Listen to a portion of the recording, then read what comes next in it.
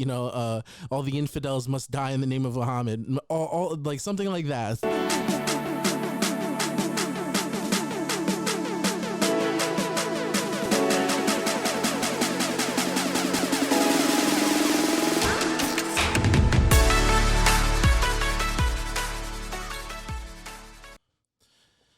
All right, guys, welcome to the new show. I'm super excited to have you guys here today. So, I want to get started kind of on a bummer note.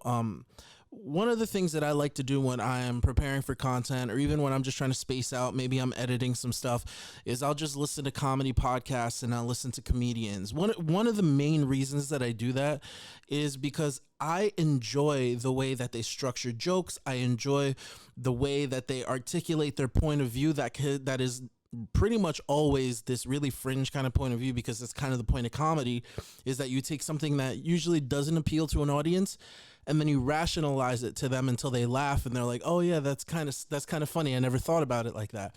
I love those techniques because it helps when articulating political views, and it also helps when you're, articulating the gospel, and it's a useful tool, the way that they command a stage. One of the best to ever do it, and somebody that I've kind of been obsessed with for like a year now, his name is Macdonald. Passed away recently, a few days ago at this point. Probably when you're watching this, it'll be old news. It'll be out of the news cycle already. But I didn't want to just hop on a trend and post like a sorry Norm and then just have like a laugh compilation of his stuff, because I feel like that anybody can do that. I wanted to talk about something deeper and something that I feel like a lot of people didn't know about him, and that was his deep faith. From what I can gather, from what I've seen, he is not a Christian. Well, he's a Christian. He's a Catholic, though. I'm pretty sure he's a Catholic, and that'll become kind of evident in a minute. But I want to take a look at an interview, one of his more popular interviews that he did with a famously atheistic comic named Mark Maron. He's constantly kind of dismissing the idea of God and religion for being dumb, for being, something that is just like nonsensical and it's a fairy tale, et cetera, et cetera. I want to listen to it. I want to react to it a little bit, and I want to show you why this guy was so great at comedy, why Norm Macdonald was able to do things and make things funny that nobody else could. He famously once told an anti-Christian comedian on Last Comic Standing that the really brave thing to do would have been to be a Christian comic, or to go up on stage and say Jesus is Lord, or even something even more extreme like, all the infidels must die in the name of Muhammad, all like something like that. That would be more brave than coming up and saying like, oh, religion is like Harry Potter. And he even said, like, you should know what you're talking about. And I'll put a link to that clip because I think it's worth the 3-minute watch. It's like a 3-minute watch. And he pretty much says, the woman that wrote Harry Potter was actually a Christian, and she talks about how there's parallels between the Bible and between Harry Potter. Now, that's another conversation, but at least he's aware of these things, and you can see all of the depth that he goes through to even just plan a simple bit. So this is him just in casual conversation, and I thought this would be better to bring up in, I guess, the news of his passing more than any of his bits, right? So let's take a look. If there's one, there's one, and there's nothing we can do about it, and we'll find out in due time, I guess. So it's just an absence of belief. It's not theism, it's atheism. And it's only a reaction to everyone, It's reaction. All it is reactionary. Yeah. So but the problem with it is this: with atheists, I have heard, is there are usually, as with most, people that like to argue, they're usually missing the entire point of everything. So, because this is a very important question. And then they end up talking about priests fucking kids or something, or they talk about the Crusades or some ridiculous nonsense that has nothing to do with the question. So as soon as I hear them talk about that, I go, Let's okay, pause right there. So they are missing the whole point of it, right? And this is something that if you're a believer, if you're somebody that has for any amount of time been trying to teach people the gospel, you'll realize that whenever you talk to somebody who is an actual, anti-theist, an atheist, somebody that has no theism, right? it's always a reaction to the culture of the religion, not necessarily the religion. If you've spent any amount of time within apologetics, you'll grow a clear understanding that you can't judge a religion or a worldview based on the followers. You have to judge it based on the person, the founder, the person of origin. So you wouldn't be comparing Islamic people and Muslims to Christians in today's world, because neither are perfect. You would consider the perfect person to represent that worldview. So it would be Muhammad and it would be Jesus. And so what he's saying there is like, it's pretty simple. You're trying to explain to these people these cosmic ideas, these divine ideas, things that have been proven and talked about and disputed for thousands of years. And their response is something, well, this bad person did something bad to this other bad person, or this bad person did something bad to a good person. The clear apologetics go-to answer for that is, well, what's considered good and what's considered bad? You know, why would you consider it good? Why would you consider it bad? The Christian answer would be, is because we have the law of God written on our hearts. The Bible teaches us that. And I want to show you how Norm kind of goes down this trail of logic, because he doesn't do it in an apologetics way. He doesn't even do it in a comedy way. He does it appealing to common sense, appealing to almost the lowest common denominator.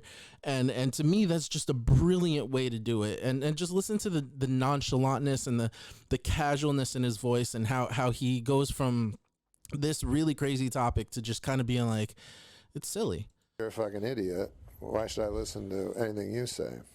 Further than that, if we would go to even deeper level than that, if everything was created by accident, then that means that you and I were also created by accident. And that means that Richard Dawkins was created by accident. Richard Dawkins is a famous atheist. Why the fuck should I listen to him? So he's doing the nihilism argument, right? He's like, okay, we want to talk about nihilism, and if you want to say that nothing means anything, which is the postmodern nihilistic worldview that most people exist in today, you know, you do whatever you want, YOLO, do as thou wilt, that extends into Satanism and all these things. If that's the argument you want to go with, then why should I listen to you? Even the most prestigious, esteemed atheist to ever walk the face of the earth, if all of this means nothing, who cares what he says? And who cares if he's right or wrong? And is he actually right, or is he actually wrong? This is where subjectivity and objectivity come into the picture, which is something I talk about on this channel all the time, the objective truth, right? And so there's only one truth, there's only one reality. Listen to where he takes this. Oh. Like why would an accident be able to convey to me how he became an accident through a series of accidents? That makes no sense to me. Why would an accident? See, now we're getting.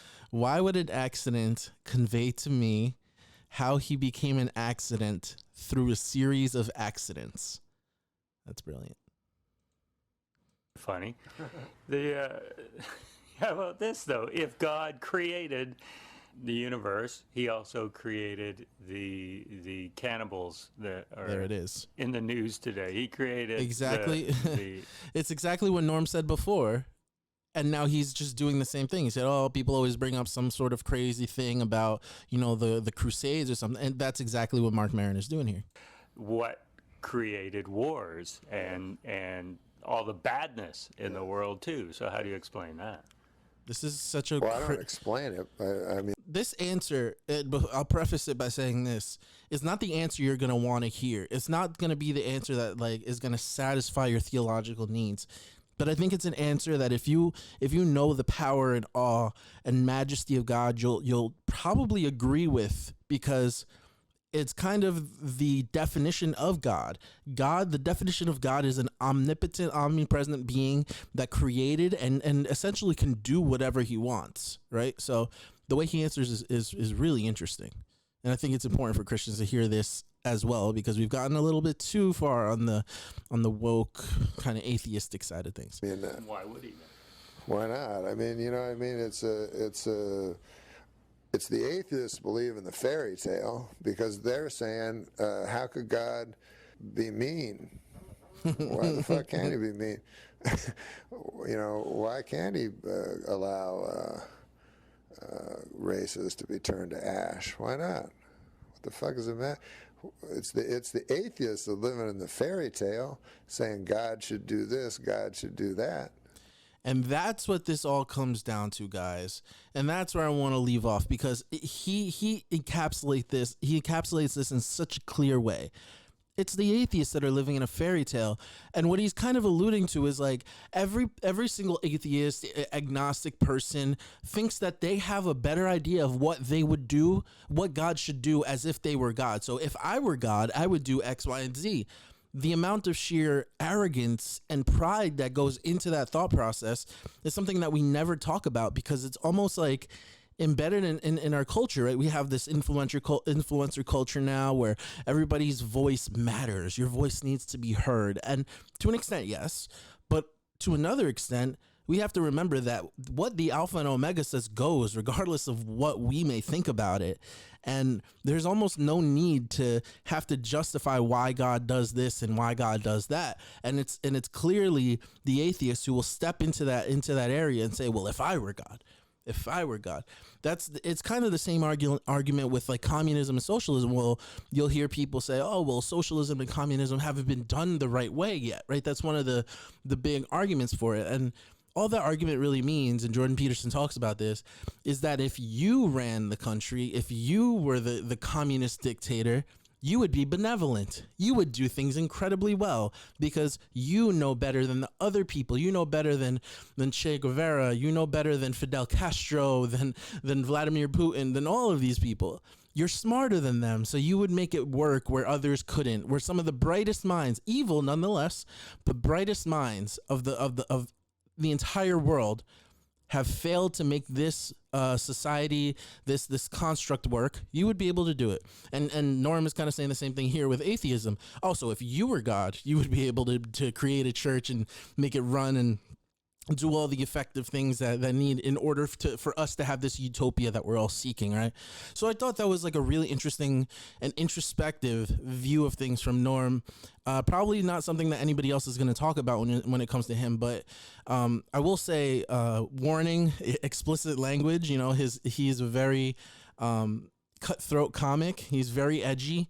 And if you're going to go down that rabbit hole, which I recommend you do, honestly, like don't throw the baby out with the bathwater. The guy's brilliant, and I think it's good to admire brilliance and excellence, especially when you understand that there's a creator who created all of it. If you go down that rabbit hole, just keep that in mind. And really quick, because I have an awesome announcement to make. I got my very first sponsor. It's a good friend of mine who runs a clothing company who I'm going to be rocking from now on this channel. It's called Normalized Conservatism, right? So if you want to go get some good like patriot gear, some good like God first, America first kind of gear, go to normalizedconservatism.shop, not .com, normalizedconservatism.shop, and put in the code ANGEL, and you will get a little bit of a discount if you're coming from my site. So that's really where I wanted to kind of leave you guys off with, right? This whole idea of all these subject matter videos that I'm going to be putting together. Hopefully they're going to look more like this and be a little more quick-witted. Maybe I'll start bringing up some Bible scriptures and stuff like that, but I need a sustainable way to make content, and this is pretty much the only way to do it right now. So let me know what you think. What do you like the subject matter? Do you like the style, the format of the video? Are you okay listening to me just rant for 15-20 minutes on a particular subject? Drop a comment in the video. Make sure you like and subscribe. 50% of you, more than 50% of you, are not subscribed to this channel, so be sure that you do that. And let's get this thing rolling. I'll see you guys next time. Peace.